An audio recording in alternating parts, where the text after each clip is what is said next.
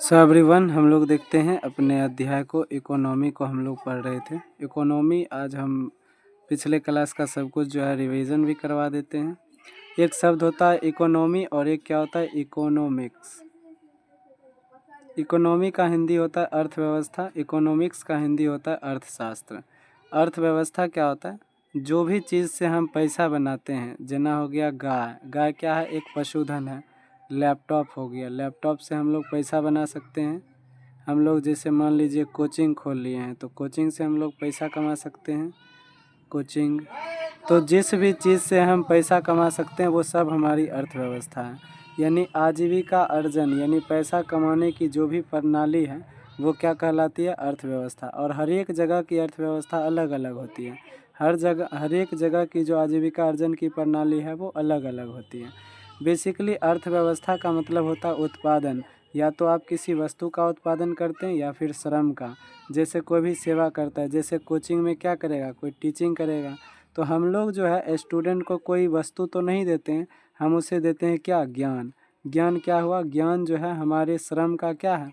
उत्पादन है। यानी हमने मेहनत किया तो मेहनत का उत्पादन है ज्ञान देना, तो वो हो गया सर्विस।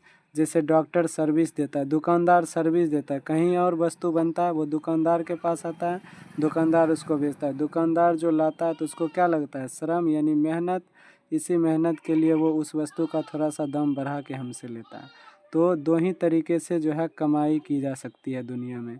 या तो क्या की जा सकती है? वस्तु को बना के, वस्तु को इंग्लिश में गुड्स कहते हैं। या फिर कैसे की जा सकती है? श्रम से, यानी सेवा देकर, सर्विस।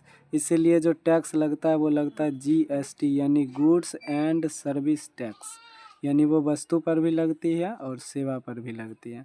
अब देखिए, तो अर्थव्यवस्था जो होता है वो कहता है किसी भौगोलिक क्षेत्र में उपलब्ध संसाधन यानी वस्तुओं। कौन से वस्तुओं? जिससे पैसा बना सकते हैं, करा जिससे लोगों की आजीविका चलती है, यानी जिससे लोगों को क्या मिलती है? नूनू, रोजगार। रोजगार बोले तो जिससे लोगों को पैसा मिलती है। पैसा यानी धन, ठीक है न? उसे ही क्या कहते हैं? अर्थव्यवस्था। नामे है अर्थव्यवस्था, यानी रुपया पैसा व्यवस्था जिससे हम कर सकते हैं, तो उसी को कहते हैं अर्थव्यवस्था। ये किसी भौगोलिक क्षेत्र का होता है, यानी बिहार की अर्थव्यवस्था, पंजाब की है कि नहीं, भारत की। अब है अर्थव्यवस्था का अध्ययन जो होता है अर्थशास्त्र कहलाता है, यानी इकोनॉमी का स्टडी जो है वो क्या कहलाता है? इकोनॉमिक्स कहलाता है। अब देखिएगा कि कोई भी वस्तु जो है मार्केट में जब वो बिकती है, तो मान लीजिए यह कोई वस्तु है गुड़िया, अगर ये मार्केट में बिकती है तो इस मार्केट में भी जो जिस दाम पर बिकती है उसे हम लोग मार्केट प्राइस कहते हैं। इसका मतलब है ये मार्केट प्राइस जो है इस वस्तु की लागत कुछ और होगी, यानी इसका एक्चुअल प्राइस कुछ और होगा, फैक्टर प्राइस उसको बोलेंगे। इस फैक्टर प्राइस में कुछ ना कुछ क्या जोड़ दिया गया होगा? कुछ ना कुछ टैक्स जोड़ दिया गया होगा, तो इसका क्या बन जाता है? Market price. अब कभी कभी जब वस्तु बहुत ज़्यादा महंगा हो जाता है तो सरकार क्या करती है? कुछ ना कुछ उसको क्या क्या दे देती है? सब्सिडी, यानी कुछ छूट भी दे देती है। तो सब्सिडी भी कई बार मिल जाता है। जैसे देखिए, जैसे 10 रुपये की कोई वस्तु है और इसमें टैक्स लगाया 1 रुपया, तो ये हो गया 11 रुपया। तो अब जानती है सरकार कि भाई इतना महंगा तो कोई खरीद नहीं सकता। अगर लोगों की इनकम उतनी नहीं है तो वस्तु बिकेगी नहीं। तो वस्तु बिके इसके लिए सरकार क्या कर लेती है? मान लीजिए 3 रुपया क्या देती है? छूट दे देती है। तो अब जो वस्तु का एक्चुअल प्राइस हो गया है वो कितना हो गया? 8 रुपया हो गया है। तो अगर 8 रुपया है तो हम कैसे पता करेंगे कि भाई ये वस्तु का एक्चुअल में दाम 10 रुपया था? टैक्स का दाम हमको पता है कि टैक्स कितना है? 1 रुपया। और हमको ये भी पता है कि ये वस्तु मिलता कितना में? तो मिलता 11 रुपया में। लेकिन अभी ये कितना मिल रहा है? 10 रुपया में, क्योंकि यहाँ पे कितना रुपये की छूट दिया गया है? 3 रुपया। तो सब्सिडी कितना हो गया है? सब्सिडी 3 रुपया हो गया है। इसका मतलब है कि हमको निकालना इसका फैक्टर प्राइस की 10 रुपया था, तो अभी हम देखें कि इसका मार्केट प्राइस कितना हो गया है। अब इस वाले प्राइस को हटाइए तो हम निकालेंगे अगर फैक्टर कॉस्ट किसका एक्चुअल में दाम कितना है, तो मार्केट प्राइस ले लेंगे। मार्केट प्राइस, उसमें सब्सिडी को क्या कर देंगे? जोड़ देंगे 3 रुपया, और जो छूट मिला, जो टैक्स लगा था उसको घटा देंगे। 8 3 11 -1 तो 10 रुपया निकल जाएगा। तो ये फार्मूला कहाँ से बना है? यहाँ से बना है। यानी कि मार्केट में कोई भी वस्तु बिकती है तो उसका जो एक्चुअल क्या होता है, अमाउंट होता है, उस पर टैक्स लगी होती है और उसको सस्ता या महंगा करने के लिए सरकार सब्सिडी भी देती है। अगर नहीं देती है तो सब्सिडी के जगह जीरो रख देंगे। तो इस तरीके से हमको यहाँ से जो एफसी का फार्मूला निकला वो एफसी का क्या निकला, MP minus tax plus subsidy, MP minus tax plus subsidy. तो इस तरीके से आप किसी भी वस्तु का जो है एक्चुअल में यानी फैक्टर कॉस्ट निकाल सकते हैं। अब इस फैक्टर कॉस्ट को थोड़ा सा अच्छे से हम समझें तो मान लीजिए कि कोई आदमी जैसे कलम बनाता है तो कलम को बनाने के लिए उसको कच्चा माल की ज़रूरत पड़ती है और उसका खुद का मेहनत भी लगता है। तो मान लीजिए कच्चा माल उसने 8 रुपया में ख़रीदा था और 2 रुपया उसने अपना मेहनत एक कलम पर जोड़ रखा था। तो ये जो कॉस्ट निकला 10 रुपया, यही था इसका फैक्टर कॉस्ट यानी लागत मूल्य। इसको क्या कहते हैं हम लोग, लागत मूल्य। तो एफसी यानी फैक्टर कॉस्ट क्या होता है कि उसमें उस वस्तु को बनाने में कुछ कितना खर्चा लगा और बनाने वाले की उसमें मजदूरी कितनी वो जोड़ रहा है, ये दोनों जोड़ के वो क्या बनाता है, फैक्टर कॉस्ट। अब सरकार इसको मार्केट में तभी बेचने देगी जब इस पर क्या लगा देगी, टैक्स। तो एमपी बनाने के लिए सरकार क्या लगा देती है, टैक्स। अब कई बार टैक्स लगाने से जब ये बहुत ज़्यादा महंगा हो जाती है तो सरकार कुछ सब्सिडी भी दे देती है। इस तरीके से हमने देखा कि भाई दुनिया में जो भी वस्तुएं मार्केट में बिक रही है उसमें कुछ ना कुछ क्या लगा हुआ है, टैक्स। इस टैक्स को हम अभी के लिए कह सकते हैं इनडायरेक्ट टैक्स। तो ये क्या, इनडायरेक्ट टैक्स लगा हुआ है। अब आगे अगर हम लोग बढ़ें तो इसी चीज़ को हम लोग समझते हैं। अब हम लोग किसी देश के उत्पादन को नापते हैं 2-3 तरीके से कि उस वहाँ पे कितना उत्पादन हुआ। इसको मुख्य रूप से हम 3 तरीके से नापते हैं। पहला है जीडीपी, दूसरा है जीएनपी और तीसरा है एनएनपी। किसी देश में जैसे मान लीजिए ये भारत है तो इसमें जितना भी कंपनी है, जितना भी क्या है, कंपनी है, जितना भी वस्तु या सेवा का उत्पादन हो रहा है, जितना भी वस्तु या सेवा का उत्पादन हो रहा है उसके बाजार मूल्य का योगफल क्या कहलाता है, जीडीपी। भले ही वो कंपनी भारत का हो या किसी और जगह का हो, ठीक है ना। लेकिन अगर हमको जीएनपी देखना है, जीडीपी क्या होगा, भौगोलिक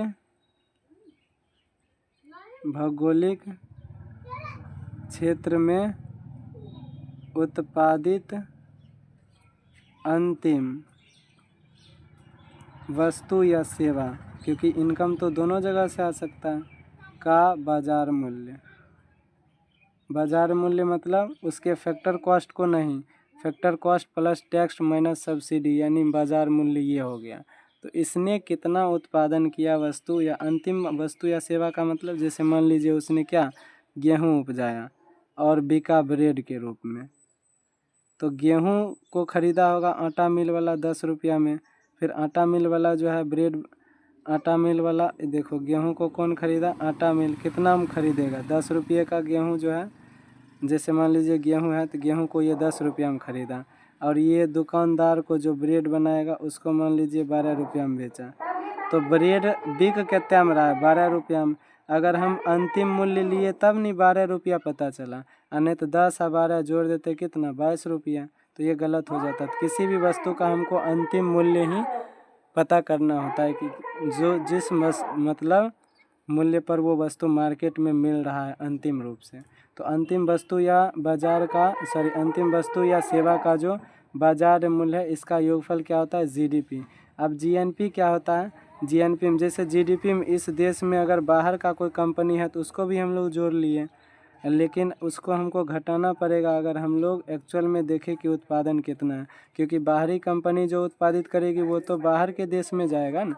तो यहाँ पे जीडीपी में से किसको घटा देना पड़ता है, विदेशी कंपनियों की वस्तु, विदेशी कंपनी का जो वस्तु है या सेवा का उत्पादन है उसको घटा दिया जाता है। विदेशी कंपनी का वस्तु या सेवा को घटा देते हैं। अब इसी तरह जैसे इसको घटा दिए वैसे ही किसी और देश में भारत का भी कोई कंपनी होगा तो ये भी भारत को इनकम दे रहा होगा, तो इसको जोड़ लेते हैं। तो जीडीपी में से विदेशी कंपनियों के इनकम को घटाकर और अपना देसी जो कंपनी है जो विदेश में कहीं होगा उसका अगर हम लोग इनकम ऐड कर लें तो ये क्या होता है, जीएनपी। अब है एनएनपी क्या होगा कि जो जीएनपी हमें प्राप्त हुआ, इस जीएनपी को प्राप्त करने में कुछ ना कुछ हमको क्या मूल्य ह्रास भी लगता है। मूल्य ह्रास का मतलब कुछ ना कुछ रुपया लगता है। जना गेहूं का उत्पादन हुआ तो खेती करने में मान लीजिए 10 रुपया का इसने गेहूं लगाया तो 1 रुपया इसको खर्च हुआ होगा खेती करने में, तो ये है इस उत्पादन का मूल्य ह्रास।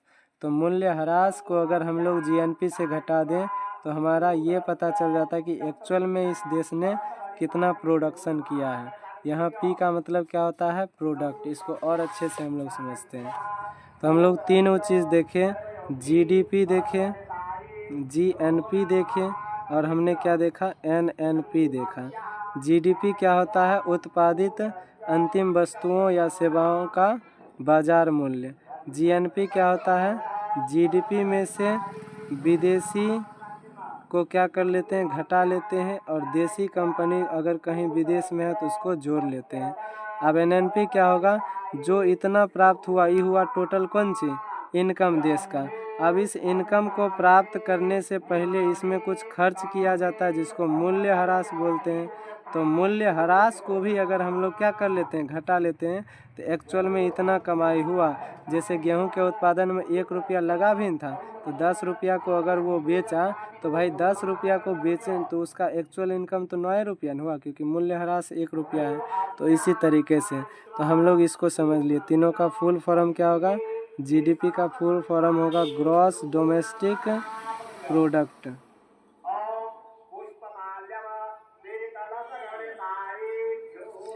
जीएनपी का फुल फॉर्म क्या हो जाएगा, gross national product. Gross national product. NNP का मतलब क्या होगा, net national product. Net national product. अब मान लीजिए हमको किसी देश का जो है राष्ट्रीय आय पता करना होगा। कौन सी पता करना होगा, राष्ट्रीय आय। तो हम किससे पता करेंगे, जीडीपी से पता करेंगे तो विदेशी वाला भी जुड़ जाएगा, क्योंकि ये अगर भौगोलिक क्षेत्र है, इसमें विदेशी कंपनी भी है तो इसका भी मूल्य जुड़ जाएगा। जीएनपी से करेंगे तो चलो इसका मूल्य नहीं जुड़ेगा, लेकिन मूल्य ह्रास वाला बात तो जो है वो तो नहीं फिट होगा।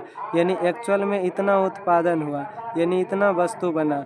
अब इतना वस्तु का जो है राष्ट्रीय आय कैसे निकालेंगे, तो इतना वस्तु का हमको निकालना पड़ेगा नूनू फैक्टर कॉस्ट। यानी इतना वस्तु का कुछ ना कुछ क्या होगा, बाजार मूल्य होगा। उस बाजार मूल्य में हमको क्या करना होगा, उस बाजार मूल्य में हमको सब्सिडी को जोड़ना पड़ेगा। कि सरकार ने सब्सिडी अगर दिया होगा तो जोड़ देंगे, नहीं दिया होगा जीरो जोड़ देंगे। अब माइनस क्या करना होगा, टैक्स। तब निकलेगा कौन चीज़, तब निकलेगा जो नेट नेशनल प्रोडक्ट है उसका एफसी यानी एक्चुअल दाम। और यही क्या होगा, राष्ट्रीय आय। तो राष्ट्रीय आय क्या होगा, ये जो वस्तु है यानी एनएनपी जो वस्तु है इसका बाजार मूल्य जो है, एनएनपी जो है इसके बाजार मूल्य में सब्सिडी को जोड़ेंगे, टैक्स को घटाएंगे। ठीक ऐसे ही जैसे कि यहाँ हमने देखा कि भाई अगर हमको फैक्टर कॉस्ट निकालना है तो एमपी में टैक्स को घटाना पड़ेगा, सब्सिडी को जोड़ना पड़ेगा। तो इस तरीके से हमें पता चलेगा कि भाई मूल्य ह्रास और सब मिला के वस्तुओं में इतना का हमने उत्पादन किया। ये हो गया देश का राष्ट्रीय आय यानी नेशनल इनकम। इसको हम लोग क्या कह देंगे, नेशनल इनकम कह देंगे।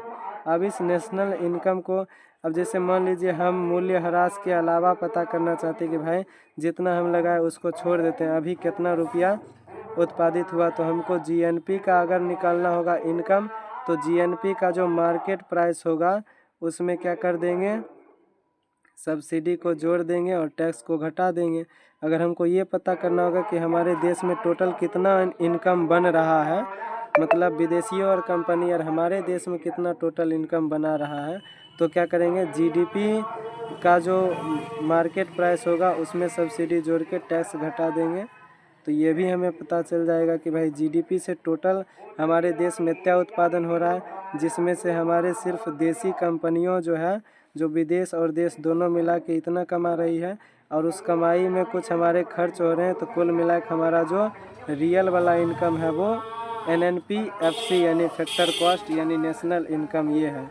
अब उसी में देश के पॉपुलेशन से भाग देंगे, जो राष्ट्रीय आय हमें प्राप्त हुआ उस राष्ट्रीय आय को अगर हम देश की जनसंख्या से भाग देंगे तो एक आदमी का कितना है यानी प्रति व्यक्ति आय क्या है ये हमें पता चल जाएगा। मान लीजिए देश का इनकम है 100 रुपया और देश में 100 आदमी भी है, तो लगभग एक आदमी जो है वो कितना रुपया कमा रहा है, 1 रुपया। 1 रुपया क्या हो गया, प्रति व्यक्ति आय। अभी ज़रूरी नहीं कि उसमें जितने आदमी है सब 1 रुपया कमाता होगा। जो अमीर होगा वो ज़्यादा कमाता होगा, जो गरीब होगा वो कम। प्रति व्यक्ति आय से लगभग ये पता चलता है कि एक आदमी औसतन इतना कमाता है। तो ये चीज़ आपको ध्यान में रखना है। तो आज हम लोग जो चीज़ पढ़े हैं उसको फटाफट आप देख लीजिएगा, कुछ क्वेश्चन बना लीजिएगा। तो यहाँ पे 5 क्वेश्चन है जिसको आपको बना लेना है अच्छे से। पहला है अर्थव्यवस्था क्या है, दूसरा अर्थशास्त्र क्या है, तीसरा जीडीपी, जीएनपी और एनएनपी क्या है, चौथा एमपी यानी मार्केट प्राइस, एफसी यानी फैक्टर कॉस्ट क्या है, इस दोनों के बीच संबंध क्या है, यानी दोनों ऐसा फार्मूला लिखिए देते हैं। देखिए ये वाला है ना कि मार्केट प्राइस जो होता है वो फैक्टर कॉस्ट प्लस टैक्स होता है और सरकार को सब्सिडी देती है तो उसको हम लोग माइनस कर लेते हैं, यही संबंध होता है। तो उसके बाद जो है यहाँ पे हम लोग देख सकते हैं कि राष्ट्रीय आय और प्रति व्यक्ति आय क्या है। तो राष्ट्रीय आय कैसे निकलता है, नेट नेशनल प्रोडक्ट का इनकम अगर निकालेंगे तो नेट नेशनल प्रोडक्ट का इनकम यानी एफसी बराबर क्या हो जाएगा, नेट नेशनल प्रोडक्ट का market price plus subsidy minus tax. तो ये क्या हो जाएगा, नेट नेशनल प्रोडक्ट का फैक्टर कॉस्ट, यही होगा राष्ट्रीय आय का मतलब मान। और प्रति व्यक्ति आय कैसे निकालेंगे, जो ये हमें प्राप्त हुआ यानी नेट नेशनल प्रोडक्ट का फैक्टर कॉस्ट, इसको देश की जनसंख्या से भाग देंगे तो क्या निकल जाएगा, प्रति व्यक्ति आय। चलिए थैंक यू।